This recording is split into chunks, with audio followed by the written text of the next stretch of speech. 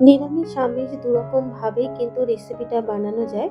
তবে আজকে শেয়ার করব আমিষভাবে। আর এই রান্নাটা করতে কিন্তু খুব বেশি উপকরণেরও প্রয়োজন হয় না। আর খুব কম সময়ে কিন্তু রেসিপিটা বানানো যায়। আজকের রেসিপি হচ্ছে লাউ পোস্ত ভাজি। লাউ পোস্ত ভাজি বানানোর জন্য এখানে লাউটাকে কুচিয়ে নিয়েছি। আর লাউটা কুচিয়ে নেওয়ার আগে আমি লাউটাকে খুব ভালো করে ধুয়ে নিয়ে খোসা ছাড়িয়ে কিন্তু লাউটাকে আলু ভাজার মতো করে কুচিয়ে নিয়েছি। কুচিয়ে নেবার পর কিন্তু আর লাউটাকে আমি জল দিয়ে ধোবো না। আর নিয়েছি এখানে একটা বড় সাইজের পেঁয়াজ কুচিয়ে নিয়েছি। তবে এই রান্নাটা কিন্তু নিরামিষভাবেও করা যেতে পারে। আর নিয়েছি এখানে পোস্ত। যেহেতু লাউ পোস্ত বানাচ্ছি তাই পোস্তর পরিমাণটা একটু বেশি নিয়েছি। এবারে কড়াইয়ের মধ্যে দিয়ে দেবো 2 চা চামচ সর্ষের তেল। তেলটাকে খুব ভালো করে একটু গরম করে নেব। তেলটা গরম করে নেবার পর এবার এর মধ্যে কুচানো লাউটাকে দিয়ে দেবো। লাউটা দেবার পর দিয়ে দেবো স্বাদ মতো নুন। আর দিয়ে দেবো খুব সামান্য পরিমাণে একটু হলুদ গুঁড়ো। নুন আর হলুদ গুঁড়োটা লাউয়ের সাথে মিশিয়ে নিয়ে লাউটাকে খুব ভালো করে কিন্তু ভেজে নেব। আর লাউটা ভাজা করার সময় আমি লাউটাকে ঢাকা দেব না, কারণ ঢাকা দিলে লাউ থেকে কিন্তু বেশ কিছুটা পরিমাণে জল বেরোবে। তাই লাউটাকে ঢাকা না দিয়েই ভেজে নেব। গ্যাসের ফ্লেমটাকে লো টু মিডিয়ামে রেখে লাউটাকে খুব ভালো করে ভেজে নেব, যাতে ভাজাতেই লাউটা খুব ভালো মতো সেদ্ধ হয়ে যায়। আর এই রান্নাটা করতে আমি কিন্তু কোনো জলের ব্যবহার করব না। জল ছাড়াই কিন্তু আজকে লাউটাকে রান্না করব। যেহেতু লাউ পোস্ত ভাজি বানাচ্ছি তাই কিন্তু জল ছাড়াই লাউটাকে রান্না করতে হবে। লাউটা ভাজা হতে হতে এবার নিয়েছি এখানে একটা মিক্সিং জার। মিক্সিং জারের মধ্যে পোস্তটাকে প্রথমে ঢেলে দেবো। পোস্তটাকে ঢেলে দেবার পর ঢাকা দিয়ে পোস্তটাকে প্রথমে শুকনো গুঁড়ো করে নেব। আর পোস্তটা যদি প্রথমে শুকনো গুঁড়ো করে নেওয়া হয় তাহলে পোস্ত বাটাটাও কিন্তু খুবই ভালো হয়। এবারে এর মধ্যে কুচানো পেঁয়াজটা দিয়ে দেবো। দেবো 5-6টা কাঁচা লঙ্কা আর দিয়ে দেবো সামান্য পরিমাণে একটু জল। এবারে ঢাকা দিয়ে পোস্ত, পেঁয়াজ আর কাঁচা লঙ্কার একটা মিহি পেস্ট রেডি করে নেব। ঠিক এরকম একটা পেস্ট রেডি করে নিয়েছি। এর মধ্যে কিন্তু লাউটাও খুব ভালো মতো করে ভেজে নিলাম। আর ভাজাতে কিন্তু লাউটা খুব ভালো মতো সেদ্ধ হয়ে গেছে।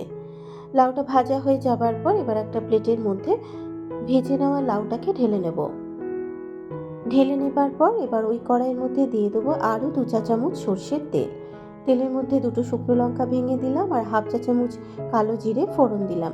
এবার ফোড়নটাকে একটু ভালো করে ভেজে নিচ্ছি, যতক্ষণ না ভাজা লঙ্কাটা থেকে সুন্দর একটা গন্ধ বেরোচ্ছে। ফোড়নটা ভেজে নিয়েছি। এবার এর মধ্যে দিয়ে দিচ্ছি পেঁয়াজ কুচানো। এখানে একটা ছোট সাইজের পেঁয়াজ কুচিয়ে দিলাম। এবার পেঁয়াজটাকে খুব ভালো করে ভেজে নেব। কিছুটা পেঁয়াজ আমি বাটায় দিয়েছি আর কিছুটা পেঁয়াজ কিন্তু ভেজে দিচ্ছি। আর যদি আপনারা নিরামিষভাবে রান্নাটা করতে চান পেঁয়াজটা কিন্তু না দিলেও চলবে। পেঁয়াজটাকে এখানে লাল লাল করে ভেজে নেবার পর মিক্সিতে বেটে রাখা পেস্টটা দিয়ে দেবো। আর দিয়ে দেবো খুব সামান্য পরিমাণ একটু জল। এবারে কালারের জন্য একটু কাশ্মীরি লঙ্কার গুঁড়ো আর দিয়ে দিচ্ছি একটু হলুদ গুঁড়ো। কাশ্মীরি লঙ্কার গুঁড়ো আর হলুদ গুঁড়োটা পোস্ত বাটার সাথে খুব ভালো করে মিশিয়ে নেব। আর খুব ভালো করে একটু কষিয়ে নেব যতক্ষণ না পোস্ত আর পেঁয়াজের কাঁচা গন্ধটা চলে যাচ্ছে। পোস্ত আর পেঁয়াজের যখন কাঁচা গন্ধটা চলে যাবে এবার এর মধ্যে ভেজে রাখা লাউটা দিয়ে দেবো। লাউটা দেবার পর এবার পোস্ত বাটার সাথে খুব ভালো করে মিশিয়ে নিয়ে লাউটাকে খুব ভালো করে একটু পোস্ত বাটার সাথে কষিয়ে নেব। আর এই রান্নায় কিন্তু আমি একদমই জলের ব্যবহার করব না, যেহেতু এখানে আমি লাউ পোস্ত ভাজি রান্না করছি। পোস্ত বাটাটা খুব ভালো করে মিশিয়ে নিয়ে আরও 2 মিনিট কিন্তু লাউটাকে একটু ভাজা ভাজা করে নিলাম। লাউটা যখন ভাজা হয়ে আসবে এবার এর মধ্যে টেস্টটা ব্যালেন্স করার জন্য একটু চিনি দিলাম।